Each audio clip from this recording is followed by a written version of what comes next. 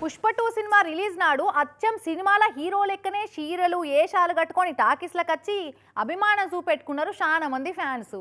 అయితే సినిమా వచ్చి 2 నెలలు దాటింది కానీ పుష్ప ఎఫెక్ట్ ఇంకా పోతలేనట్టున్నది కొందరి మీద.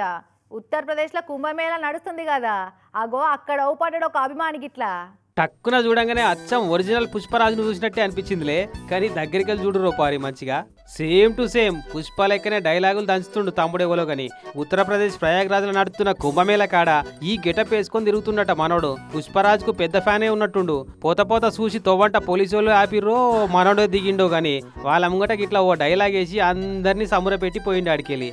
సినిమాల హీరో యాక్టరే అలా పోలీసోళ్ళు కూడా ఉత్తుత్త పోలీసోళ్ళే, కానీ ఈ ఉత్తుత్త పుష్పరాజు మాత్రం ఒరిజినల్ యూపీ పోలీసోళ్ళ ముంగట డైలాగులు కొట్టి పుష్ప బ్రాండ్ చూపెట్టుడే గ్రేట్ అని కామెంట్ పెడుతున్నారు సోషల్ మీడియాలో వైరల్ అవుతున్న వీడియో చూసిన వాళ్ళంతా.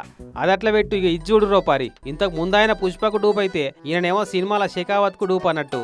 మరి ఈయన ఒరిజినల్ పోలీసా ఉత్తుత్తుగా పోలీస్ బట్టలు దొడుక్కున్న డమ్మీ పోలీసా అన్న సంగతి తెలియదు కానీ అగో ముంగట బండి నడిపేట ఆయన కూడా పుష్ప లెక్కనే జుఖేగానాయి అని డైలాగ్ కొడుతుండు.